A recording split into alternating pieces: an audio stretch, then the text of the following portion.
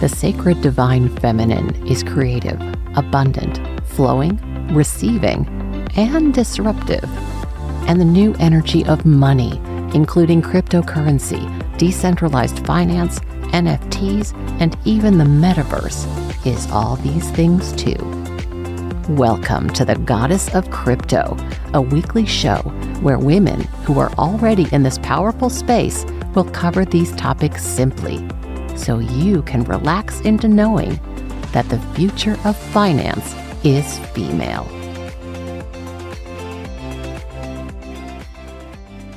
Hi, and welcome to another episode of Goddess of Crypto. I have with me a woman so interesting. She has a special name. She goes by Chjango Unchained. And I was lucky enough to meet her at an event in Miami. And I immediately said, come on my show. We have to talk about all the things you're doing and all the ways that you are empowering women. So Chjango, welcome. I'm super excited to have you here.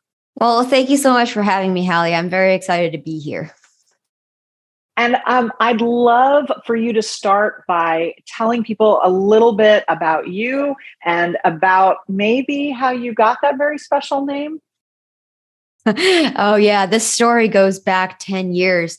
The Chjango Unchained saga started when, I decided to quit my 9-to-5 job. I used to work at JPL NASA, the NASA laboratory that sends Curiosity to Mars and all the other rovers to Mars. That's their specialty. And I felt like I was a cubicle, like wagey kind of thing, and was unhappy there. And so as soon as I quit that and dove into Bitcoin, basically, that was when I became Unchained. And it's a play on my name, my real world identity. And it works. I'm not gonna say my real name, but don't worry about it. It's all good. It's as I was saying to you earlier, super sexy. Love it. Yes. So Chjango, I want to talk about what you said about Bitcoin. You said Bitcoin unchained you. So do you see Bitcoin as being different from other cryptocurrencies? Yeah, I definitely do see that. I'm in the camp that believes Bitcoin is the soundest money that we have out there, and it's a great store of value. That's not to conflate it with it being money, as in currency to exchange and buy goods with. It's to store your wealth in. I think it's the best form of that. So it really is digital gold because of the properties of proof of work. I'm not going to get into any of the technical details, but because I have dove into the technical details, this is my conclusion. So for that reason, it's different from the other cryptocurrencies, even though I am also a fan of other cryptocurrencies. Oh, that's good to know. So not necessarily a Bitcoin maxi, as they say. No, not at all. So just a note to any new listeners, if you are interested in understanding the difference between proof of work and proof of stake, if you're interested in understanding the difference between different cryptocurrencies or some of the more technical things that Chjango just mentioned, you can check out the earliest episodes of Goddess of Crypto, especially the crypto vocabulary episodes where we went over all of this stuff. So Chjango, tell me a little bit about your background. Are you a rocket scientist, or were you more of a person in a job in that industry? A person in a job in that industry. Yeah, which is why it was less fulfilling than being part of the crypto industry, because in crypto, I get to get my hands dirty and do, mechanism design, tokenomics, stuff like the fun stuff. In JPL, I wasn't able to do that. I was doing contract acquisition. So we estimated how much time and cost it would take to send, to build Curiosity or like to build a Mars rover, first of all, and then send it there, and that entire mission, how many years it's going to take, and then propose it to the government so that we could get funding at the lab to do such a project. So it's less interesting than the actual engineering work. It's less sexy than being a mechanical engineer there, for sure.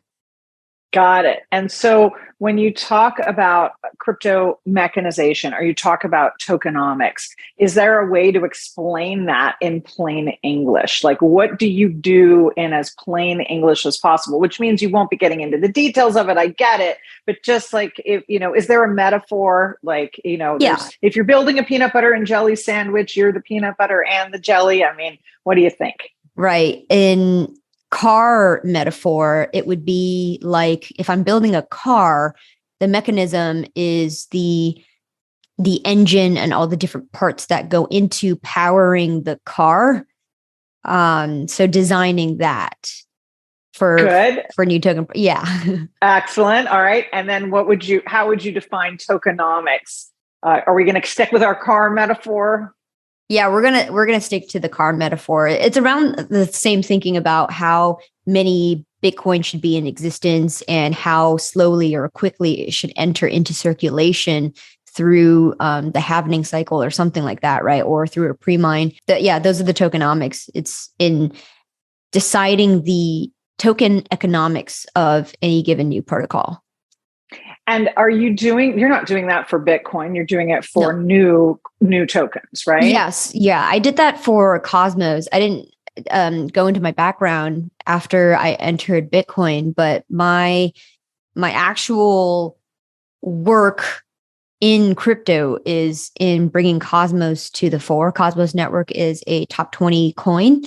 And we were the project that pioneered the cross-chain concept and the idea that there's going to be multiple blockchains outside of just the Ethereum blockchain. So, and for them to be able to talk to each other is the cross-chain concept, correct? Yes, exactly. Mm-hmm. Right. Good. Mm-hmm. So the tokenomics around that are around, okay, well, how many should go into circulation and at what rate?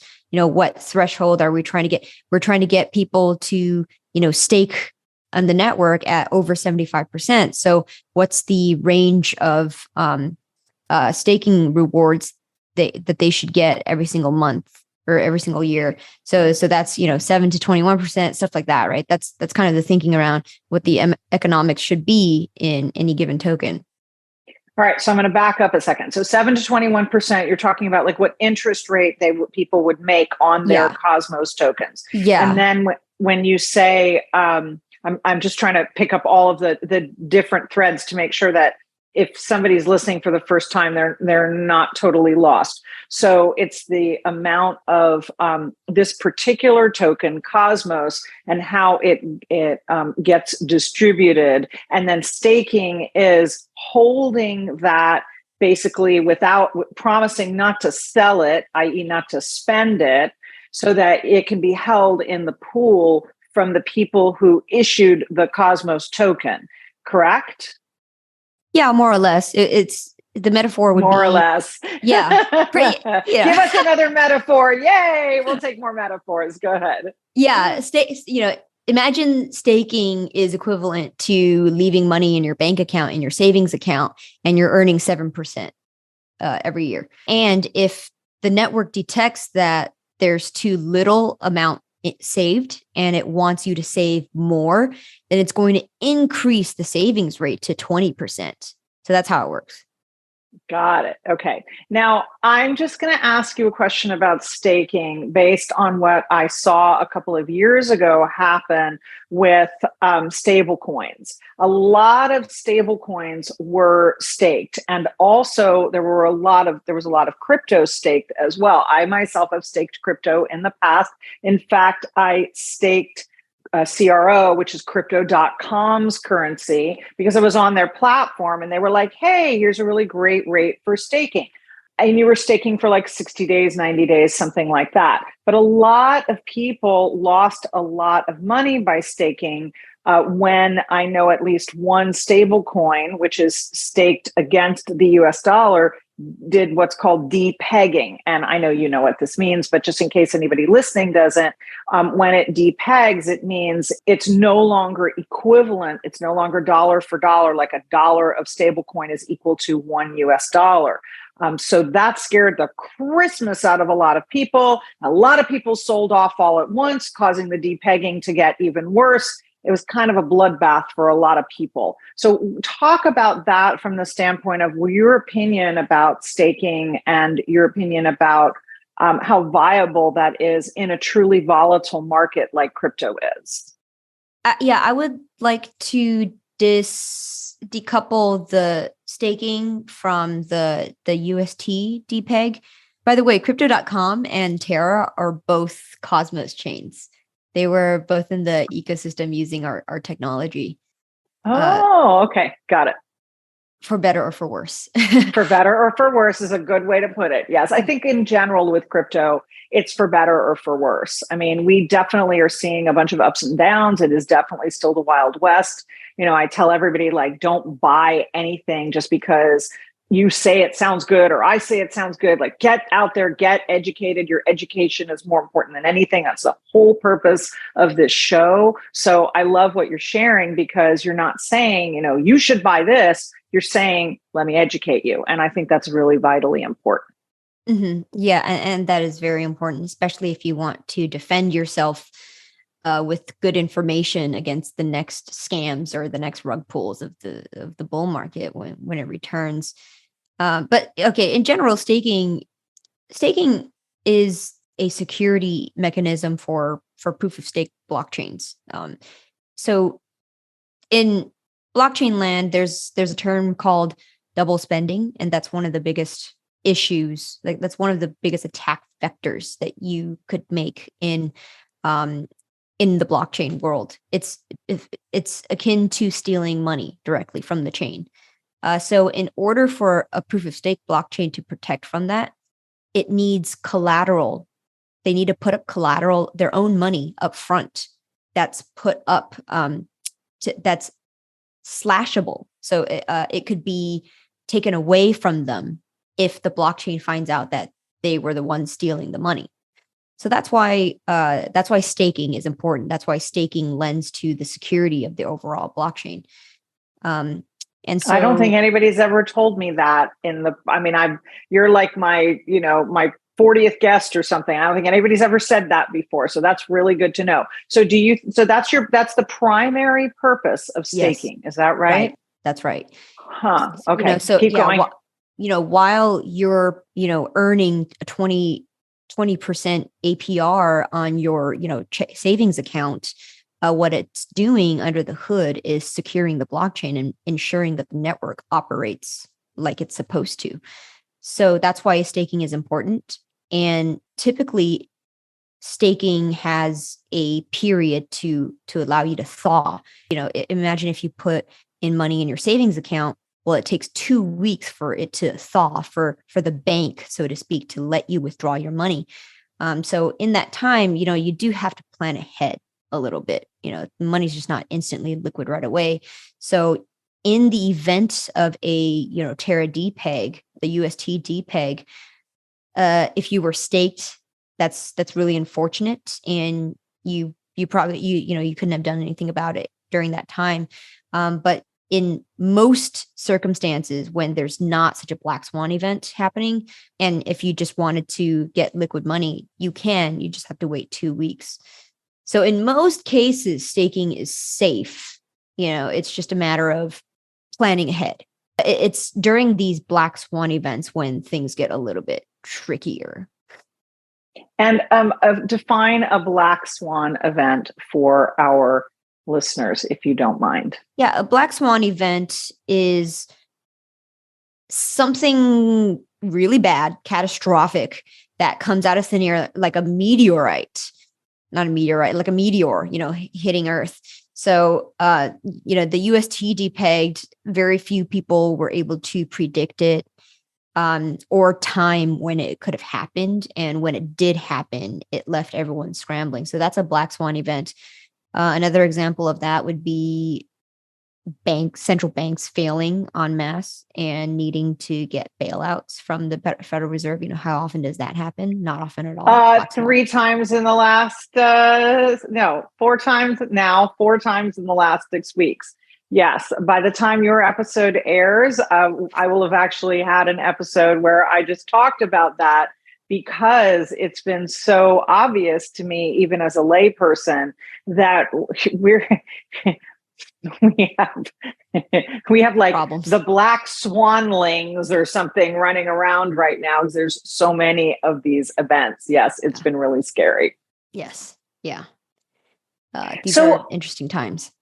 yes, they're the expression is I think it's a Chinese curse. May you be born in interesting times. Well, we all have been. So congratulations. Yes. We're in this one together. So I want to know about your a little bit about how you taught yourself, because you've been in crypto and in blockchain long enough that it's not like there was real education out there for you. How did you learn what you learned? And, were you afraid to kind of like get into it without really understanding what you were doing? Or did you just kind of like muddle your way through?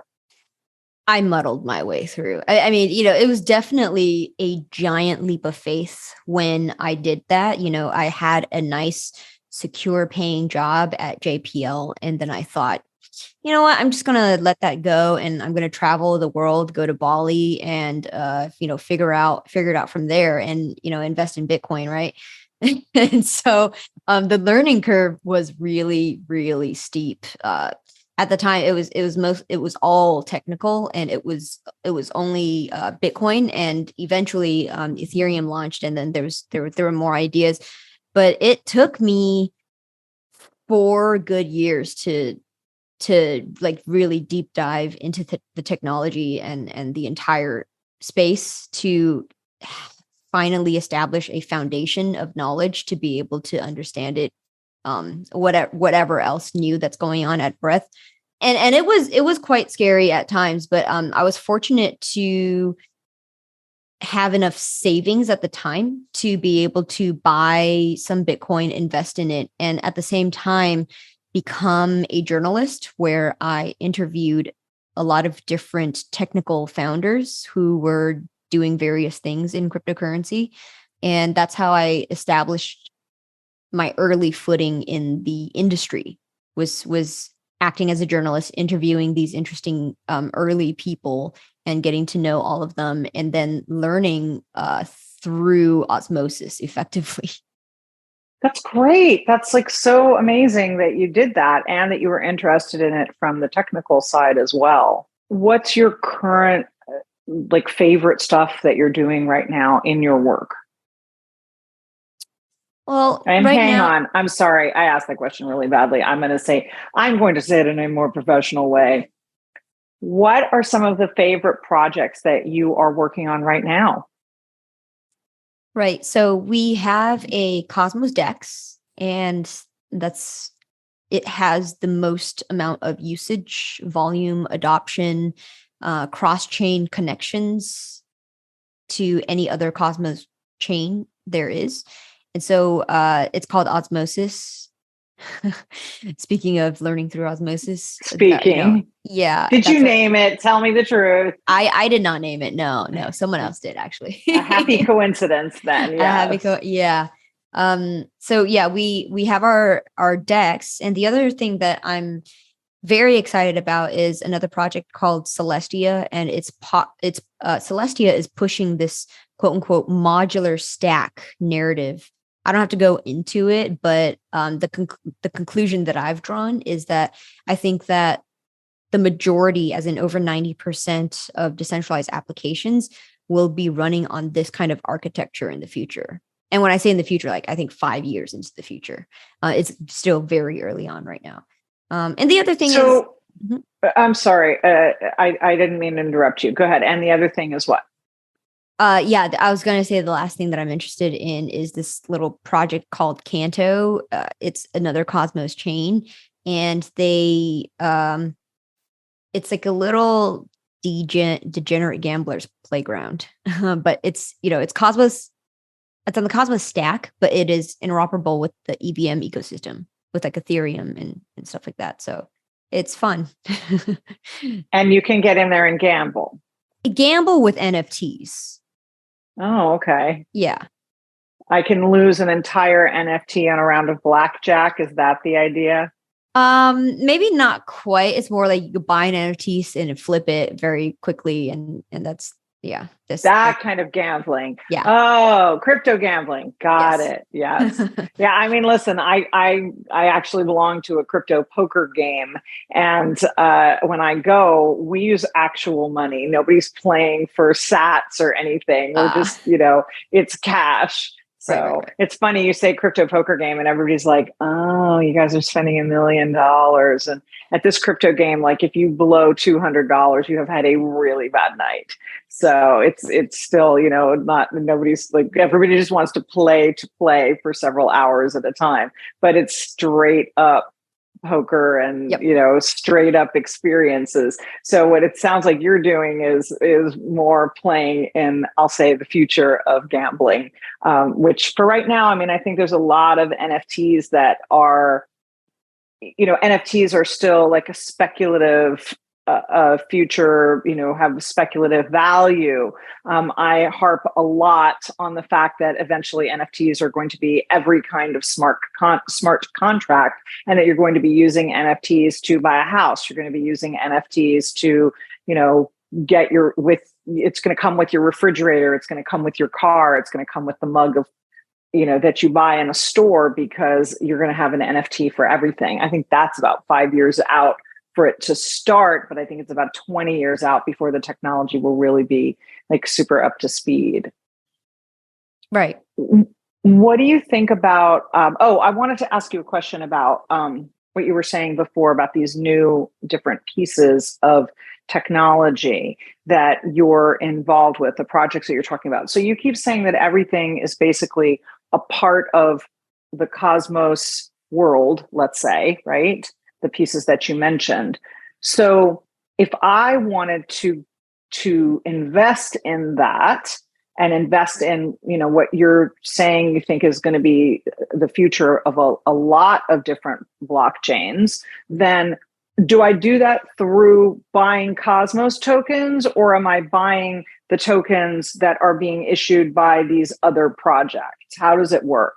Yeah, you do both of those. Yeah. So those other projects have their own tokens.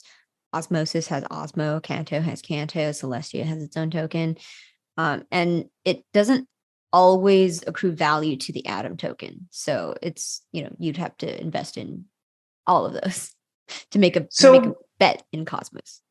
I understand. So when you say the Atom token, are you saying Atom or Atom? Atom. Like Atom, ATOM. Yeah, atomic. Yes. Okay.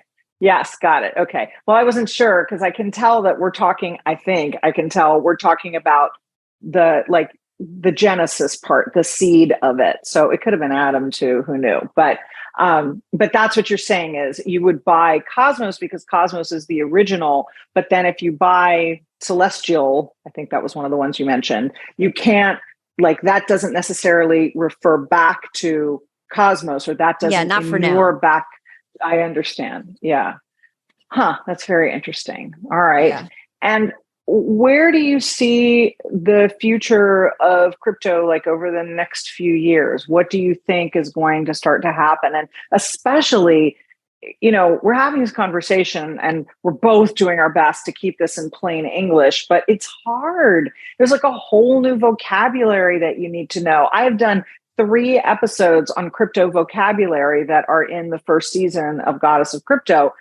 And I barely scratched the surface, right? 20 words per, but it's starting to be like a foreign language, and the concepts are still foreign. And when you start talking about cross-chain interoperability, what you're talking about to the end user is a nightmare, because you have to be able to figure out how to get chain A to talk to chain B. And even if something like Cosmos is the bridge in the middle, it's confusing. It's very confusing. And I'm pretty technically savvy, and I've had a hard time, I can get into this token, but I have to do it by buying this token and then by trading it.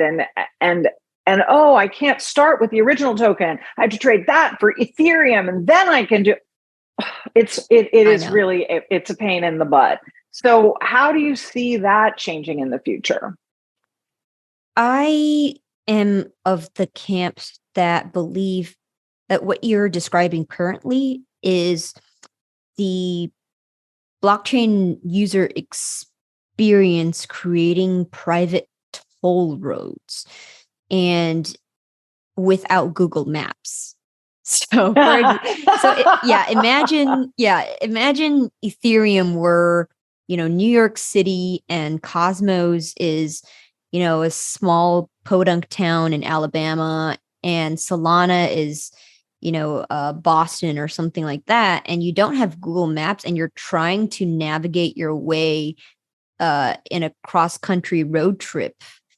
And each time you're forced to exchange the currency you have on hand into the currency of, New York City's local currency in order to pay for the toll road. And these toll roads are all private.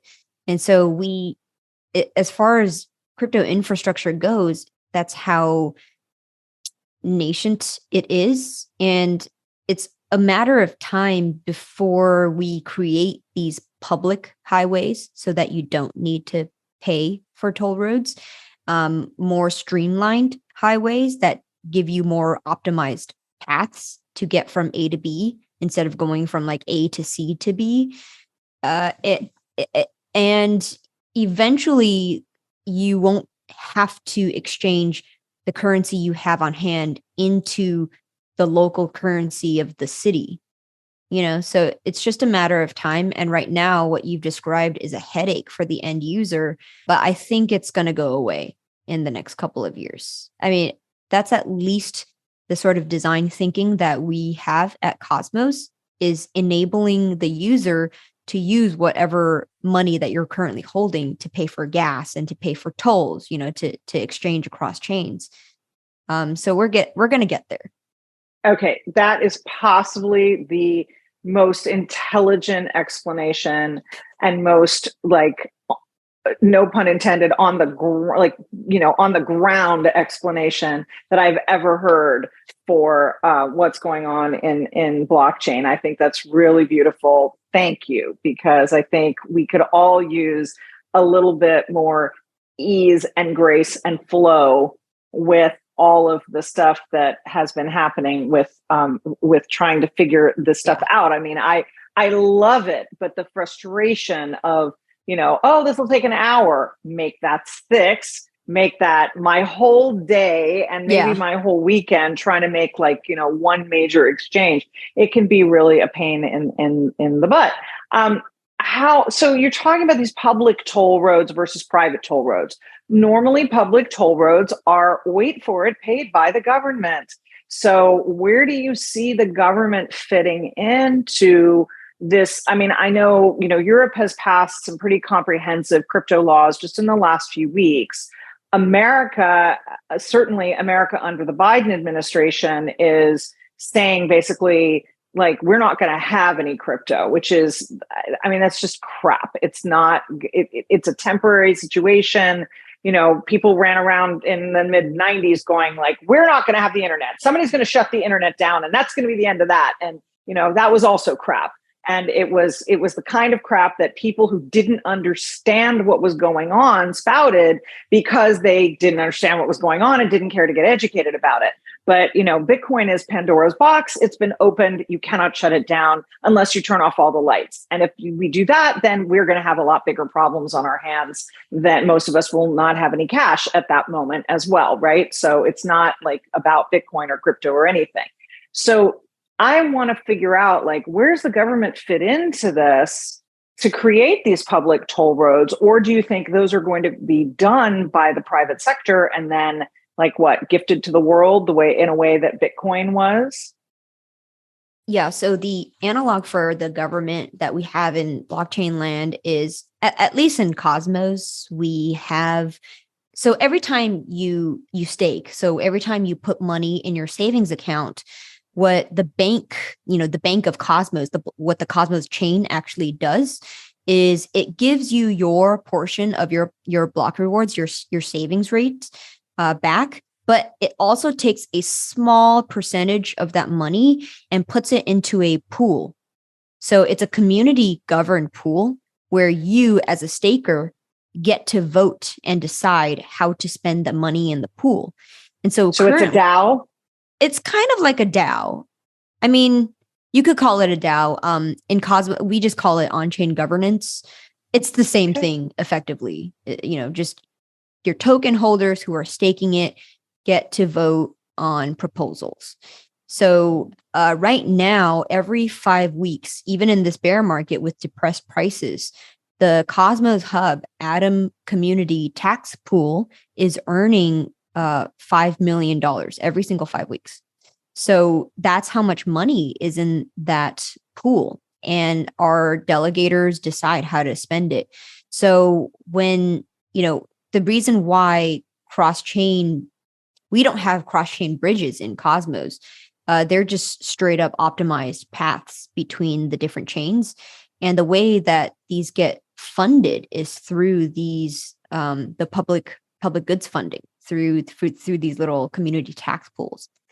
So, we don't have the government from the traditional space, like the federal government of the United States or the government of Europe or whatever. We have the stakers that govern this private, but at the same time, public pool of assets that everyone has contributed to. So when you say, let's go back to our toll road metaphor. When you say the government's going to create toll roads that are public, you mean the government of Cosmos or the government of the Cosmos ecosystem, right? Yeah. Mm-hmm, mm-hmm. The developers of these chains, they will enable these things, and it will get funded by the community tax pools. I love hearing this because, again, like your other metaphor from before about staking, this isn't something that I've really understood very easily up until now. It's not something that a lot of people are talking about. And I assume that if they're doing it in Cosmos, they're doing it in some of the other blockchains as well, or is Cosmos unique here? Ethereum, for example, or Solana, I don't... So Ethereum does not have a tax pool. It has the Ethereum Foundation. It's a legacy foundation, and they hold a substantial amount of Ether. So through that foundation, that's where they pay for public goods and issue grants from. In Cosmos, we baked in a community tax pool from the get-go, which is why we have that. And it's separate from the Cosmos Foundation or any team for that matter. So Cosmos is a little bit unique in that sense. But other teams, allocate their tokens to a foundation all the time and issue grants from there.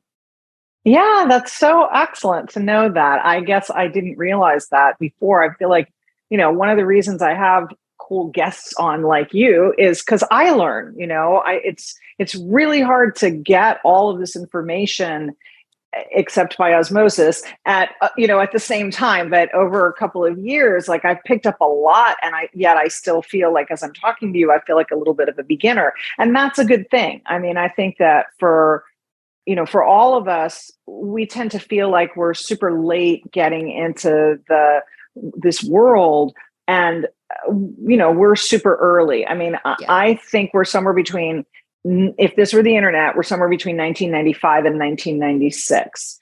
People have heard of it. There's starting to be mass adoption, but it's very volatile, very uncomfortable. People are still kludging around in the dark, trying to figure it out. And in the case of the internet, color computers are only a few years old. So it's like really, really new. So we're going to get there with the internet more, and with crypto not far behind. I mean, we're going to see that happening. So I love that you're involved.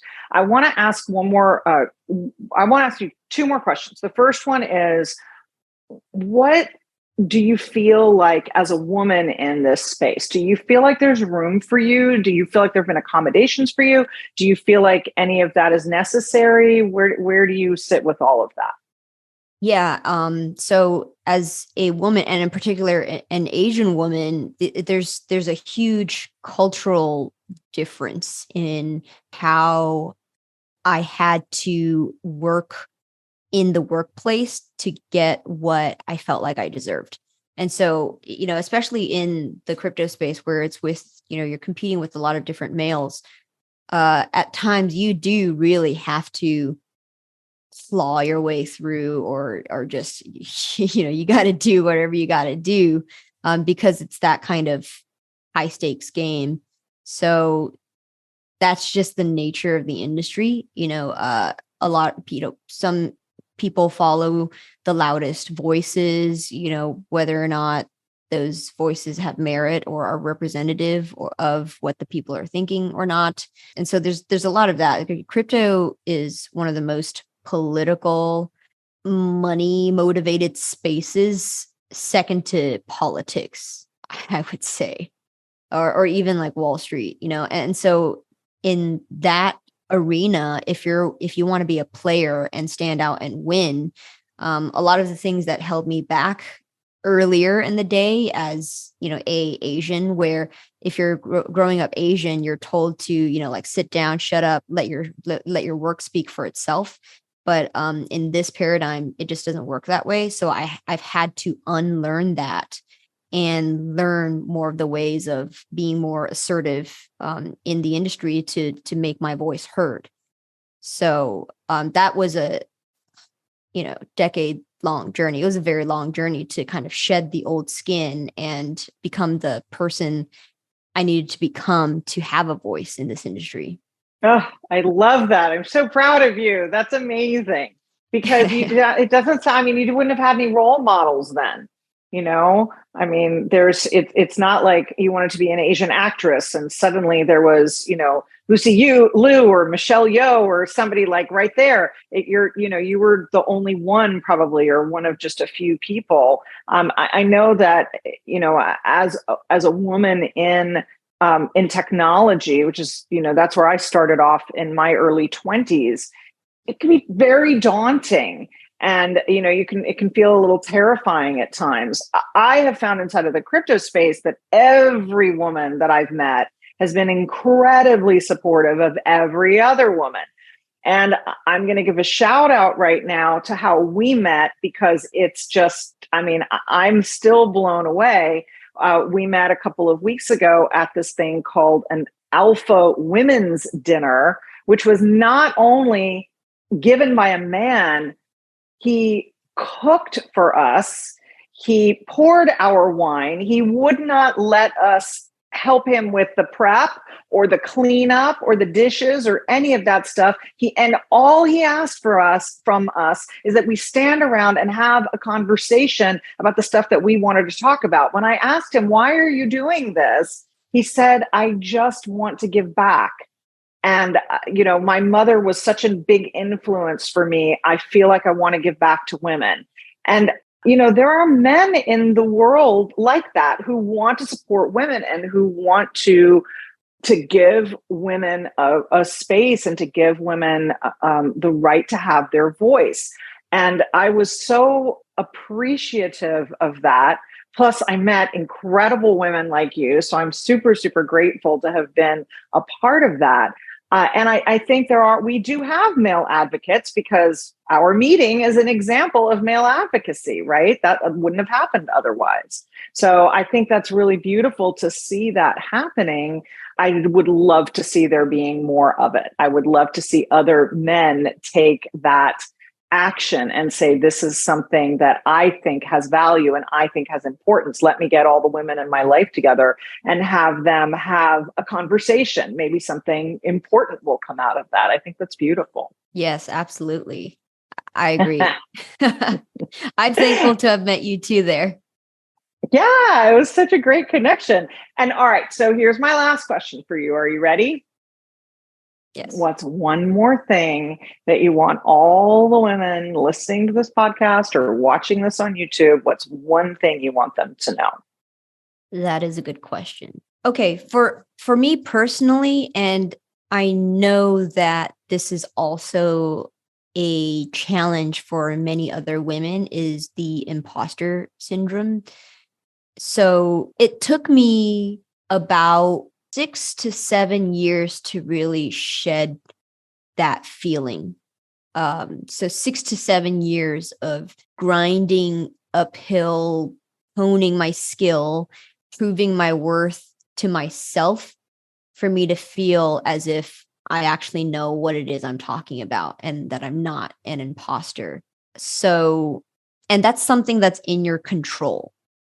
The fact that you can diligently chip away at whatever your skill set is and become a master in whatever it is that you want to do just by sheer repetition and persistence, pursuing a North Star, whatever that North Star is.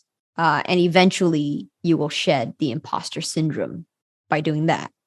Do you think that if you could go back to your younger self, your inexperienced self, that you would tell her that she didn't have to have that imposter syndrome and it was still okay for her to just admit that she didn't know what she was doing, but she was figuring it out, flying the plane while learning to fly it at the same time, basically? Would you tell her that it was okay, that she didn't have to feel like an imposter as she was learning? Yes. I think that, my younger self was very hyper aware and self-conscious of my status compared to other people, and hyper aware of where other people stood in terms of their status. And if I had perceived that they had higher status than me, that it equated to them knowing more than me.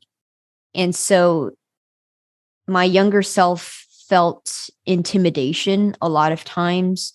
And it was only until I shed the imposter syndrome feeling before I started acting and feeling as if I were their equal. So, I don't know what remedy there is to this other than practice and repetition and growing into the self that you were always meant to become. Yeah, that's something that I would share. That's awesome. Well, I am a mindset coach first, and I'll tell you that there is imposter syndrome at every level. I work with women who make 7-8 figures a year, and they also have a level of imposter syndrome when they meet somebody that they feel is at a higher level than they are. You tend to question that. And I believe that that's because we as human beings have a negativity bias against ourselves. So if we can simply embrace that feeling, when you get imposter syndrome, you can look at the other person and you can say, hey, they are a way shower for me.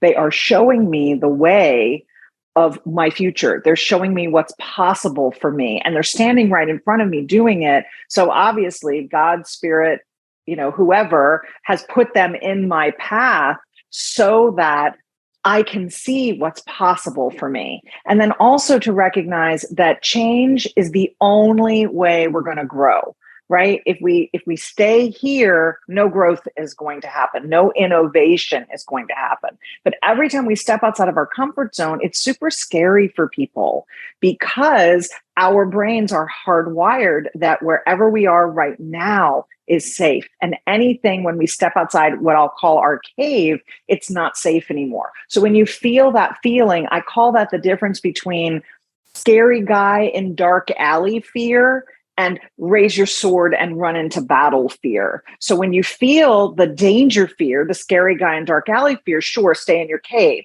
But when you feel the scariness of, I'm going to step outside of my comfort zone, that's raise your sword and run into battle fear.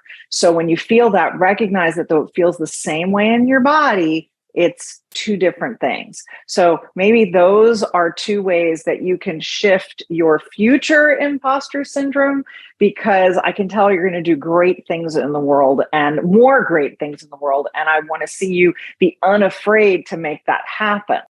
And I think that what you're doing is really important. So thank you so much for coming today and sharing this with our listeners and our viewers. Thank you, Hallie. And actually, when you mentioned that, it made me think of another metaphor. King crabs, the snow crabs. You know their process when they molt. So king crabs all have a season for molting. They all come together en masse by the hundreds of thousands together. They come together in one place in order to molt. So they come out of their old shell to grow into their new, bigger body, their fuller self, evolved self. But when they molt, their bodies are soft. So that's where we get the soft shell crabs from. But the reason why they all have to come together at the same time is safety in masses. So what happens is when they're molting, they're incredibly vulnerable to predation, which is why they have to hide in a giant group. Because when they all come together like that, the predators all swim around them, but sometimes they miss the crabs that have just molted because the other crabs that haven't molted are protecting them.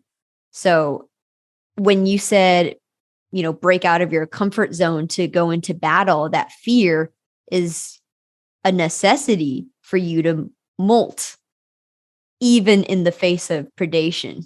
You have to grow. I love this. I'm thinking about changing the show title from Goddess of Crypto to Women Molting. I think that's maybe that'll be the subtitle of season 2. I love it. I would tune into the Women Molting podcast. Oh my goodness. Chjango, thank you so much for being here today. I'm very grateful. Thank you, Hallie, for having me. I'm grateful to be here.